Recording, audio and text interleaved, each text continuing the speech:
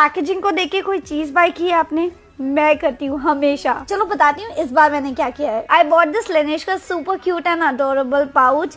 इसके अंदर सामान भी है बट मैंने ये पाउच की वजह से ही ये सेट पूरा बाय किया है।